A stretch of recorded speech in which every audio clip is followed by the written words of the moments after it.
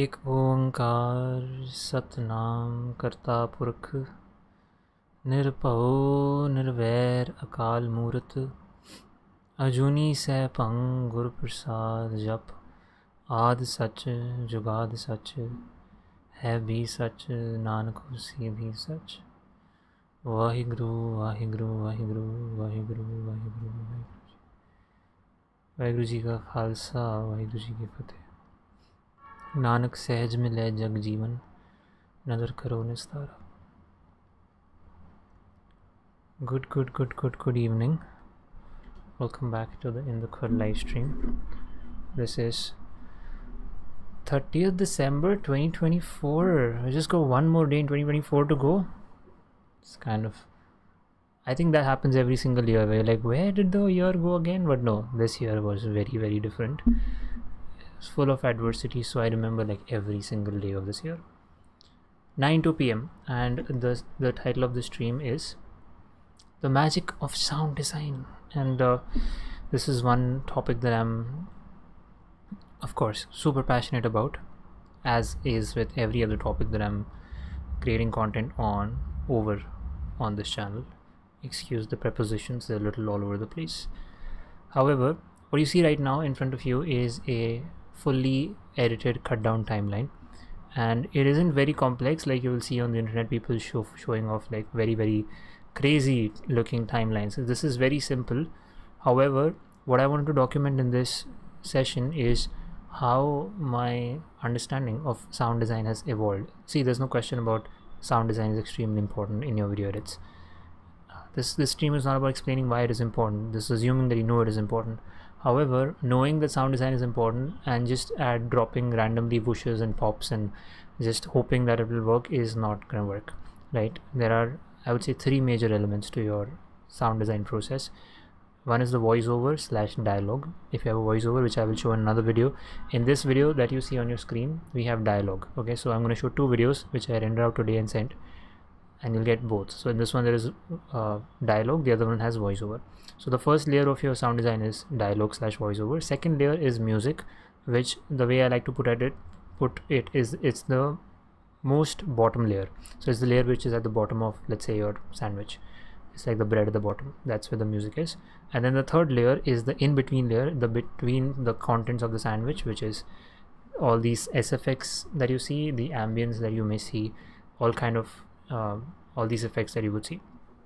And the sandwich analogy just came out of nowhere spontaneously. I did not plan it. So what I'm going to firstly do is, for you to have some context, I'm going to play this, okay?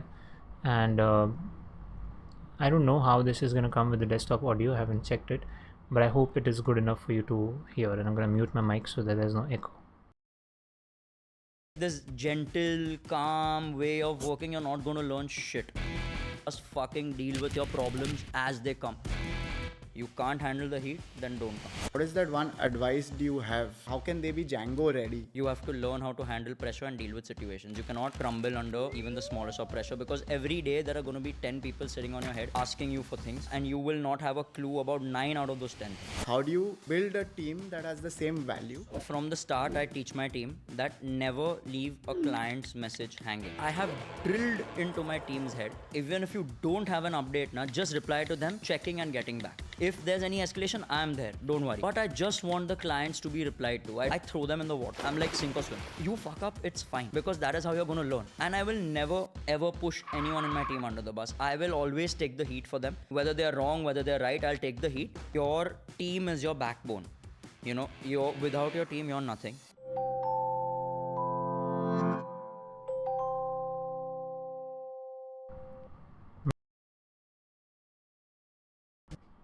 Okay, so I hope that came across in the stream. Now, as I was watching the timeline, I was thinking about what I want to say here. See, as I said, there are three layers of sound design. Now, once you have that in the mind, what is the first step? The first step is obviously layering it down, right? So I showed this in one of the previous streams of how I used stems to get the music. So the music is not one continuous piece. I've used drums and I've used the guitar bass at separate points to put emphasis and stuff like that. So that's a separate topic in itself. That's the first layer, right? You're just layering things down. The second step, in my opinion, is ducking. Okay, so in this case where there is, so an option to this would be where there is only visuals in your video, like some stock footage or some edits stitched together, but that's a rare sort of situation. In this case, as I said, there is dialogue.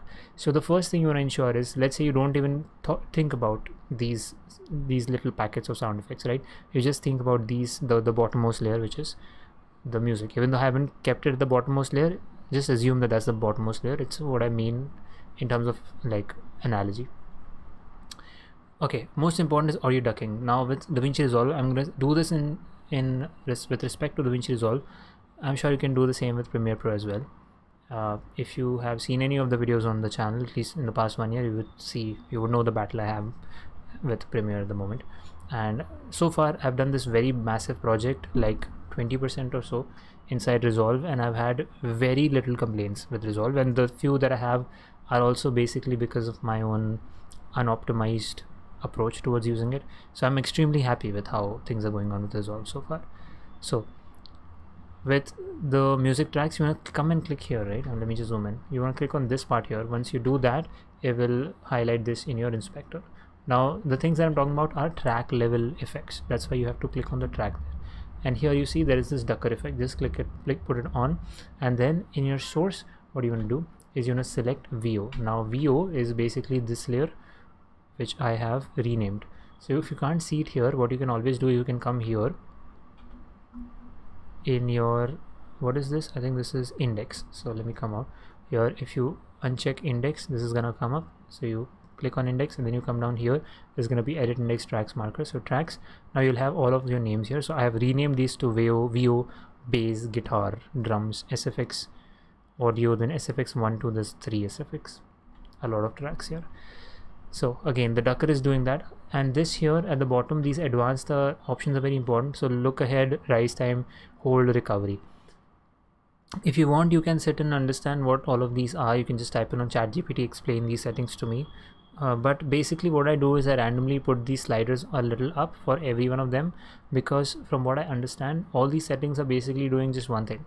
They're trying to make your transition of the ducking smoother, right? So you don't want, like, if I'm speaking right now and I take a pause, what audio ducking basically does is, if there's music in the edit behind, the moments that I've stopped speaking, the audio will go up, and then when I'm starting to speak again, it will come down. Basically, if you were to manually keyframe the audio levels of your music, this is what would happen. And these settings ensure that that is not like abrupt, it is like a gradient, smooth gradient. So just increase the sliders a little bit and you should be good. Not a very professional advice, but we'll roll with that for the moment. Okay, that's what you do for the music. With just that, I'm going to solo these music layers. I'm going to solo the voiceover. Okay, now if you play this, and I'm hoping that you can hear it at the same time. This gentle, calm. Let me do this. I'm going to come into these tracks here. I'm going to disable the ducker. Okay, straight away you're going to notice the difference. This gentle, calm way of working, you're not going to learn shit. Just fucking deal with your problems as they come. You can't handle the heat, then don't. You basically, over here still, because I'm listening on a speaker, it feels fine, but when you were to listen to it on, now you don't want to hear or rely on your ears, right? When you're doing this, you want to always rely on your mixer and your data values. So let me just jump to the side so you can see what I mean. When I play this like this, right, you want to see here that A4 and A5 are my music tracks, or A4 primarily. This is the SFX. I can just not use solo that as well. So A4 and A1 is my view, right? You clearly see there is a flaw here, that A1 is right about here, and A4, my music, is so high, so much higher than this. Now, one of the things that I want to document in this session is that how has my approach changed with sound design. Earlier, when I would do sound design and I had music track in between, I would just, let's say in Premiere, I would select these clips and I would say audio gain and reduce it down. There is a similar thing you can do inside Resolve. You can come in here, you can come into volume here, and you can just take this down, let's say about -12 or so. That's a good -9, -12. And now when you play it, this gentle, calm way of working, you're not going to look. That gets the job done. Okay, however, what I have noticed is it's not a very ideal way to do things. Like, there can be a better way of doing them. Okay, what do we do? Don't shit. A4. Yeah, so this is also one thing you want to make sure. I actually accidentally clicked on these clips somehow. and then I did that. You don't want to do that. You can always do track level effects here, because the track doesn't have any volume applied, it was on the clips. Okay, so that is one thing I want to bring out, is how my approach has changed. Earlier I would just take the music volume down and do it, but I have seen that the ducker effect, the track level effect, seems to work a lot better. So now I'm gonna enable ducker and then play it. With your problems as they come. You can't handle the heat, then don't come. What is that one advice do you have? How can they be Django ready? You have to learn. So naturally you will see we're like minus 20, minus 21 decibels in the music, You cannot crumble under. whereas here we are like at negative Every day 8, there are going to be negative 10 10. people So visually you see that your view or your dialogue in this case will always be at the top. sitting on your head asking you for things, and you will not have a clue about 9 out of those 10 things. How do you build a team? Okay, so that is that. Now I'm going to come to the SFX part. So SFX, there is basically a very few standard SFX that you can use. There's whooshes, there's pops, there's over here in this I have used a lot. It will basically depend on what is happening on the screen, right? So if I go from the start and I unsole everything, This gentle, calm way of working your not so here underneath working, right, working your not working your not I've done a marker kind of highlight. working your not.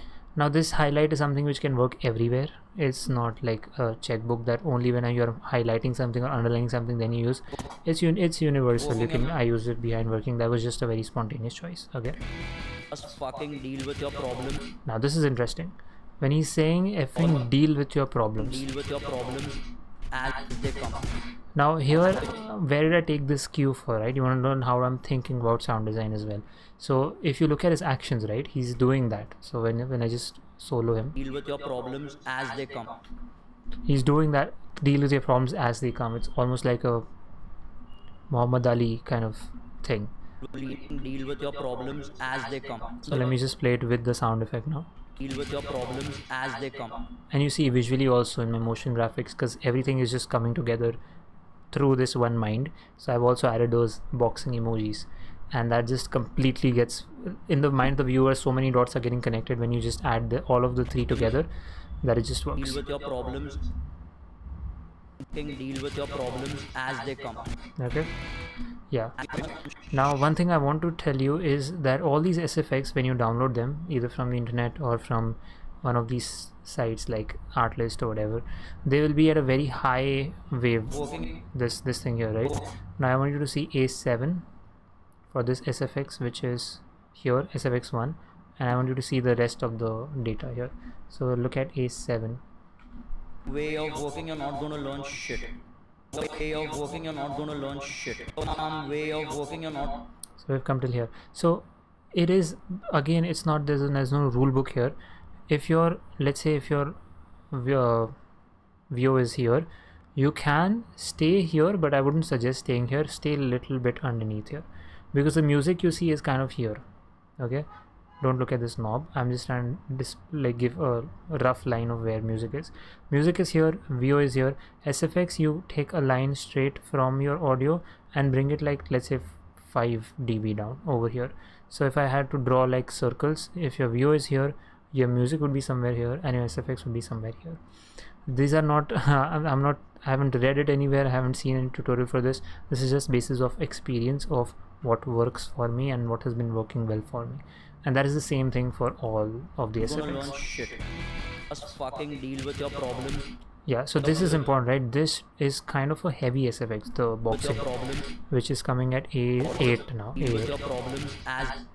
A8 is right here, SFX2. Deal with your problems. So that is a little high, right? It's almost deal with your problems as they. It's almost the same as your vocal, but I have kept it just for emphasis. Now you can just obviously come in here and make it like -9, and I think I should have done that for the render. Deal with your problems at fucking deal with your problems. And this is one thing, don't be afraid to, you know, really take the volume of the SFX down, because this is one fear I had earlier on, is if I take the volume of the SFX2 down, maybe people won't be able to hear the SFX only. But that's not the case, right? Even if it's very subtle, if it's there at the right place at the right timing, it will come out. And the key to good sound design, according to me, is if that sound design is missing, right? No, what is it? It's something like, yeah, if it's there, nobody's gonna notice it. But if it's not there, people like something is off, right? Something feels off. They don't know what is off, but when it's there, nobody's gonna talk about it. It's just beautifully blending into your edit. So that's the beauty of a good sound design. Deal with your problems as they You can take that lower. You can't handle the heat, then don't. What is that? Now this is my absolute favorite SFX riser. Riser is something where everywhere, every moment of your edit you want to add emphasis, you add a riser. When there's a sharp cut, right, and it just looks so satisfying with the riser to cut here. Okay. Don't. What is that one advice? You cannot crumble under. Yeah, this is important because it's a crumble under. It's actually crumple. So then You cannot crumble under. you cannot crumple under pressure. So I've used the crumpling paper sound You effect. cannot crumble under even the smallest of pressure. And then this is a cartoon sound effect of Even the smallest of pressure, because every day there are going to be 10 people sitting on your head asking you for things. Again, why do I use punch sounds for asking you for things? It's just psychologically asking you for things. So push, push, push. On your head asking you for things, And I'm doing it as the text is coming. So the first two lines, first two words, the last two words followed by punches. and you will not have a clue about 9 out of those 10. How do you? One more riser I've used. I've a little overdone the risers a little bit, but that is fine because that is the nature of this edit. It's not the kind of style that I usually do. I'm more like a very subtle kind of relaxed, nice flowing edit person if I'm working on something for myself. But in this case, and that is something you will see in the other edit, which is amazing because that edit is flowing very, very nicely, very smoothly. Here you need a lot of dynamism, which is why these SFX are chosen the way they are. 9 out of those 10. How do you build? From the start, I teach Here, whenever I'm transitioning to another scene, the very basic sound effect is a whoosh. From the start, I teach my team that never leave a client's Okay, here, these are important. So I'm using an iPhone blip. I think it's a very sweet kind of sound effect. It just looks very sweet to hear. And then there's the iPhone typing. It is just very. And here I've used the driller because that's.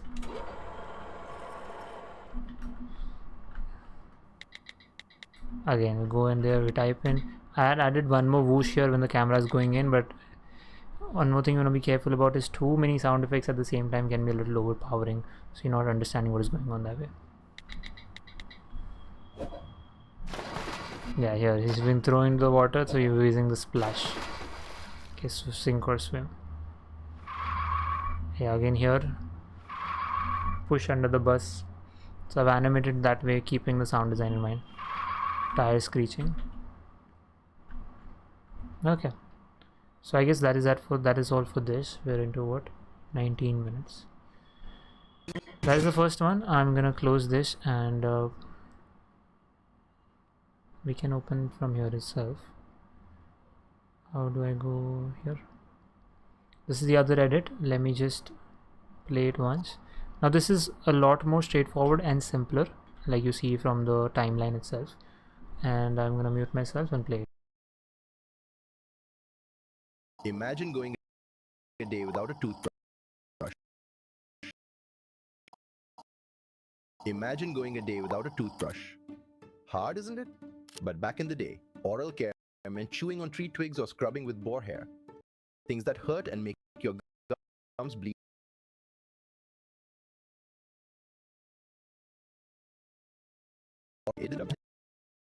Imagine going a day without a toothbrush. Hard, isn't it? But back in the day, oral care meant chewing on tree twigs or scrubbing with boar hair, things that hurt and make your gums bleed in the name of oral health. Then came nylon bristles, and we've never looked back. Today, toothbrushes come in every shape, size, and color imaginable. You'd think we've reached the peak of innovation, right? Wrong. We've brought something better. The latest Gen 5 spiral bristles for the first time in India. Plaque loves to hide in grooves and gum lines, places ordinary bristles struggle to reach. Worse, they often irritate your gums in the process. Spiral bristles, however, are slim and flexible at the tip, designed between teeth thoroughly while keeping your gums safe. At Sensoprox, we believe great oral care isn't about meeting standards. It's about elevating them. And that's what drives us every day.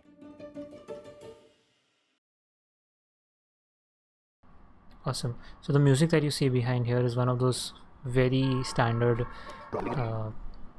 Vox video music, right?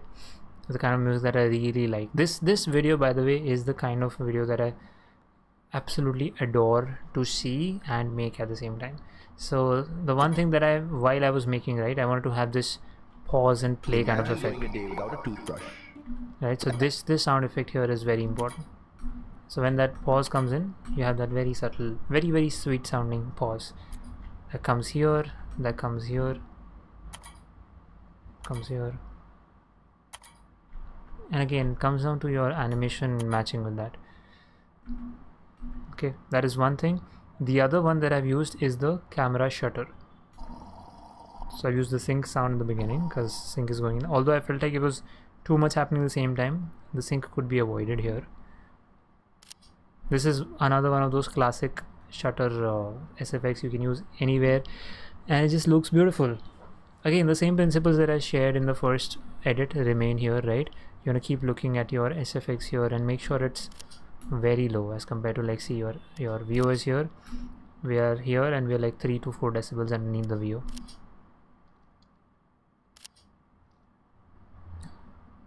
This is like every time I'm switching from one scene to another.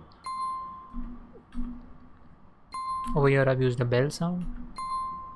So bell is a little loud but it's fine. This, and I added a chime underneath here just to add more effect. Wait, is there some flicker here? Yeah, see, there's some flicker there. So that's coming from flow frames. We used AI to like interpolate the frames in between. Nobody will notice it. I do. It's fine. Again, that you have the shutter. Actually, till the very end, I'm just shuttering it only. And yes, so in the previous video, I showed how when I was bringing working, I used the highlight effect. Here, I'm actually using it when I'm striking through this meeting part.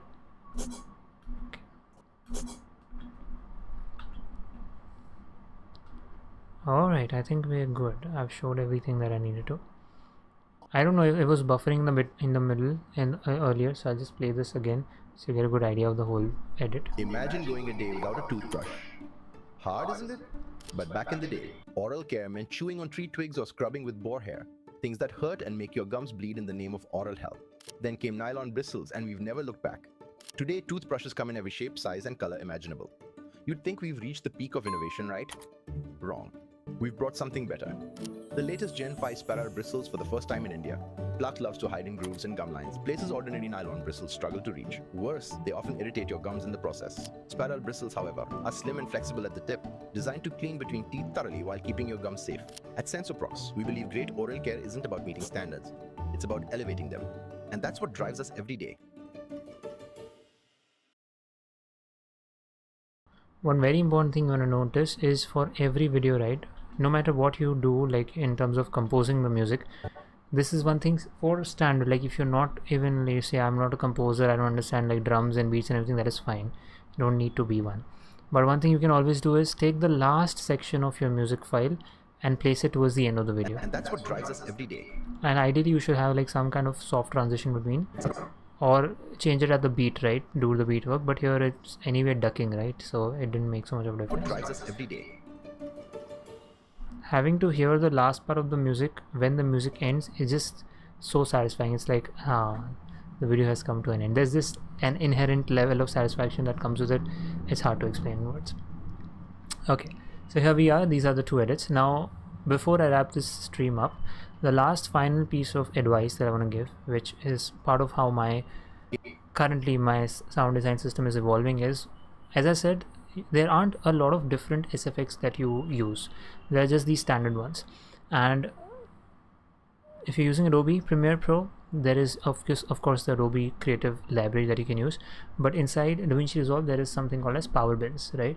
Which is basically a bin that is in all of your DaVinci Resolve projects, no matter what. So this I just have an SFX Power Bin right now, and I have all these sound effects here. So if I come in here and say highlight, this here is a check mark with marker pen. What is important though is I have taken these clips from my timeline, for which I have applied the reduced volume and have dragged this into, like, you just come in here and drag and drop it into the power bin, and that is what is lying there. So what that does is when the next time I bring that marker sound effect in, I don't have to worry about its volume. It's just tuned to exactly which will work for my edit. And I want to do this for every single project, so that eventually doing the sound design is like the easiest and the most fun part. Just, you have everything. It's like when you're making something, when you're making food or something, you know, you have an entire round, I don't know what you call it, but there's like, it has salt in it, it has turmeric, it has red pepper, everything in it. It's all ready. You just put it, you know where to put it, and your dish tastes amazing. Similarly, your edit just sounds amazing with you having all of these salt and pepper ready to sprinkle at the end of your edit. So that is one thing that I am constantly working on now. That, ladies and gentlemen, is all that I had to document for the magic of sound design of today's live stream. Yeah, I guess I've covered everything. Alright, thanks so much for being in the quad. I will catch you in my next stream. Waheguru Ji Ka Khalsa, Waheguru Ji Ki Fateh.